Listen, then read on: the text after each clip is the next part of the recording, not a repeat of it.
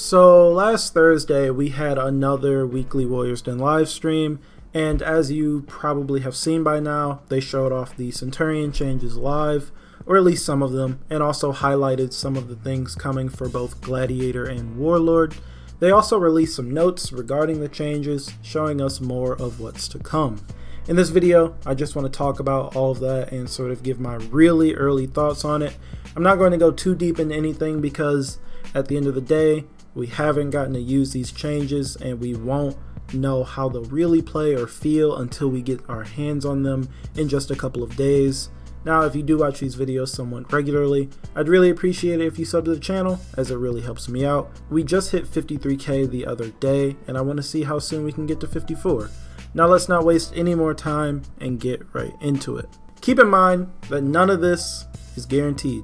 This is the testing grounds after all, and these changes are subject to change. The testing grounds has potential, I do want to say that. If UB does use this more than once and takes the right feedback into consideration, I have hope for it. I like that we'll be able to try these changes out for 2 weeks at a time, but I do wonder how they'll use it. We also don't know when anything will go live. UB says the timeline for deployment of changes tested during a testing grounds may vary based on the nature and complexity of the content. Their goal is to be as swift as possible and to communicate transparently their learnings and timeline for deployment once each testing ground phase is over. I just wanted to say that before we started. Okay, so the Centurion changes are interesting for sure. There's a lot of changes here too, so I'm not going to go through every single bullet point. Instead, I'll just point out the big stuff and leave the patch notes in the comments or description so you can read through them if you haven't yet. But the highlights of the update are Cent can now feint his punches, he can punch after a light, he has faster chain lights, a feintable zone, the unblockable can be feinted later into the animation, the cutscene is no longer guaranteed off of pin, Eagle's talent is stronger, and quick throw is gone. There is more, so feel free to look through those notes as there's some pretty nice stuff in there. They even addressed how jab doesn't bind opponents who activated revenge. I like these changes. I do admit the first thing I thought of when we saw this was, man, this is very Hitokiri-like, in a sense that you can start out with a pretty safe to use heavy attack and then chain into a feintable bash that puts pressure on the opponent. Of course, there are differences between the two, but I think they'll have a somewhat similar playstyle, at least in a 1v1. I mean, at least we know that this sort of mix-up works. You know, the mix-up on Hitokiri does work on people, and I'm sure that it'll work on Centurion if it works properly and if it's fast enough. I'm a fan of being able to jab after a light. I think it'll look really cool on Centurion with him, you know, punching and grabbing people all the time. I do wonder how he'll play in 4s now, as currently when you have a Cent on your team, they can't do much, but you know once you set them up and they land that pin, you're about to delete your opponent's health bar.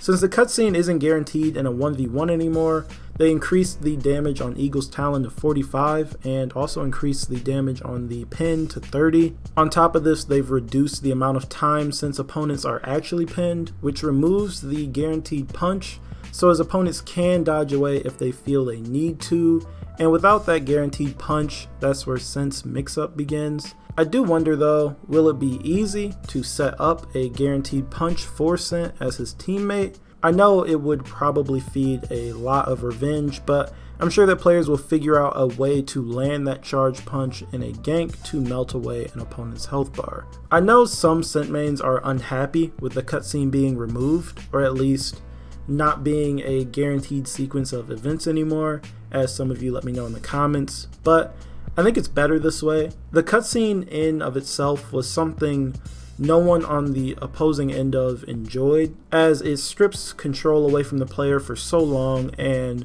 took away so much health, and since it took such a large chunk of health, it promoted a boring playstyle for both players, the Centurion and whoever he was up against.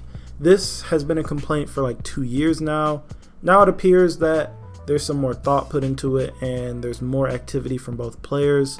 Of course, with changes like this though, it all comes down to how it feels. We can sit here and look at the notes all day, but at the end of the day, we don't know anything until we get to play it in 3 days, so I won't talk about this for long. Now let's move on to the next hero who will be receiving changes, Gladiator. Gladiator got changes that will definitely make him better. These are just buffs in my eyes. The first of which is something we saw coming from a mile away, as UB basically let us know this was coming. His reflex guard is being buffed. It's being bumped up to 1100 milliseconds, so it'll be just like the rest of the reflex guards in the game. I'm sure every single Glad player in existence is glad about this. There was nothing more frustrating than having an attack slip through as your guard expired. It was one of the reasons I stopped playing Glad altogether. Will attacks still slip through? Of course, it is reflex guard after all, but it'll be much more tolerable. The next change comes to his light attacks. All of his chain lights have been sped up in some way. The second, third, and fourth side chain lights will be 466 milliseconds, and the second, third, and fourth chain top lights will be 433 milliseconds. This is, of course, an obvious buff, and I mean a necessary one. 600 millisecond lights are beyond useless, and we all saw this coming. We see these newer lights on Orochi, and they don't feel foreign or anything. They fit in just fine in my opinion.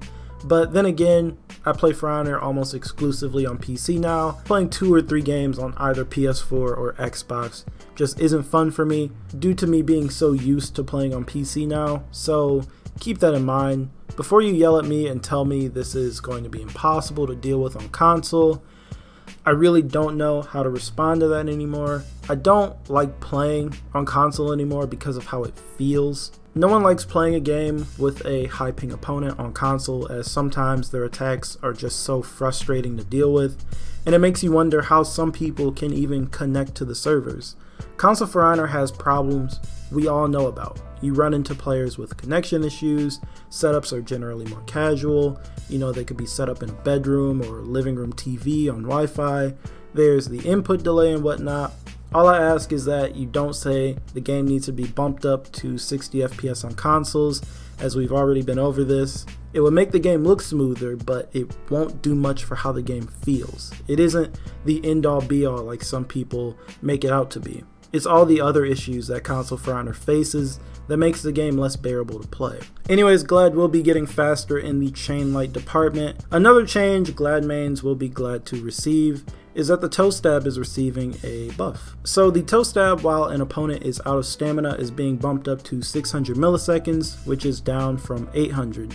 This is again a pretty nice change. To put that speed into perspective other than the toe stab, think about a Yorm neutral bash or Tiandi's palm strike. This should make it a bit more formidable and makes Glad a bigger threat while his opponent is out of stamina. And this goes well with one of the other changes I haven't mentioned yet.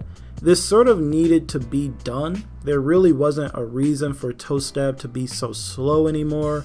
It was pretty easy to dodge from neutral and required the Glad to do some work to get it to land in a 1v1. The last change coming to Gladiator is going to his skewer. They've added forward movement to the skewer during the strike and the feint. This will of course make the mix-up more dangerous and less likely to be escaped from. I like these changes on paper. Of course we need to wait and use them, but on paper they look nice.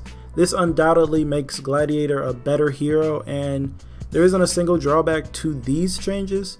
I am surprised to see no changes to the one thing I thought would see adjustments other than his reflex guard, and that's of course his zone attack. A Gladiator's rep is correlated to how many zones they throw per minute. I thought they'd make it less safe to use all the time, as no one likes going against a Gladiator that loves their zone, but oh well, maybe they'll look at it one day. And now let's move on to Warlord. We knew these changes would be small. We knew that he wouldn't receive anything too crazy, but for some reason I held out a little bit of hope, as Warlord is a hero that I've recently wanted to play. I like his fashion and his style is starting to grow on me as this game progresses, but if I'm going to be honest with you guys, I'm probably not going to play him after these changes, just because not much really happened. So his changes consist of 8 bullet points that we know of, and let me run through these really fast. Warlord's light attacks are now enhanced, which basically means that they won't get stopped while blocking. Think about Yorm's lights or Lawbringer's lights. Light attacks now have increased range. The top light attack opener now deals 18 damage. Side light attack openers now deal 15 damage. And the top light finisher now deals 18 damage. Also, the top light finisher still has a medium hit reaction, which will still allow ledging like before. He also has armor on his heavy finishers that now start at 300 milliseconds instead of 400, and they've adjusted the tracking on the stab from full block stance. And that's all we know for now. I know towards the beginning of the video I said that we should wait to get our hands on these, but this one is pretty straightforward from what we can see. Would I have wanted to see more? Of course, but we get what we get, and who knows, maybe Yubi is taking things step by step with Warlord like they're doing with, say, Peacekeeper. I'm not sure if these changes will do much for him. I know they'll make him better for sure, but he won't shoot up in the rankings or anything. Enhanced lights are cool. He'll be able to access that armored heavy finisher pretty easily, which will be helpful in group fights, but I don't think it really puts too much pressure on his opponents if they can defend themselves pretty well. Honestly, I think these changes would have been, well, better received if they had been a surprise. If Yubi told us, hey, we're going to make these changes to Gladiator and Centurion, and you'll be able to test them out just 4 weeks after a season began. We would have been happy with just that. The Warlord stuff would have been just a cherry on top, you know? If anyone from Yubi is watching this, please don't be afraid to be heavy-handed with these changes in testing grounds. It's a test that goes on for what, 2 weeks? This isn't like a seasonal release where the changes are given to us whether we like it or not. This is almost like a beta. I'm mainly saying this for Warlord. It feels like you're being a bit too wary with the heroes who have been seen as really strong in the past, like with Peacekeeper. I would personally rather say Warlord is a menace now in the testing grounds than, well, Warlord got a little better, but it's not enough, you know? Just because I'd rather see you work down than up, I think it's easier to slowly nerf a hero to a good spot. I don't think anyone will really care if a hero is too strong in a 2-week test. We could just let you know, like, hey, this is way too much. You could tone it down a bit. I want to see each hero that goes through the testing grounds be great once they enter the live game, but that won't happen if you give heroes like PK, Warlord, even Orochi these step-by-step changes, as it could take seasons before we see them be as good as some of the other heroes in the game. I'd rather have a game with a lot of strong picks than a game with a bunch of heroes who are incrementally getting stronger. Anyways, that's all I've got for this video. I just wanted to talk about this stuff for a little bit before it releases. Just a quick little announcement before I head out.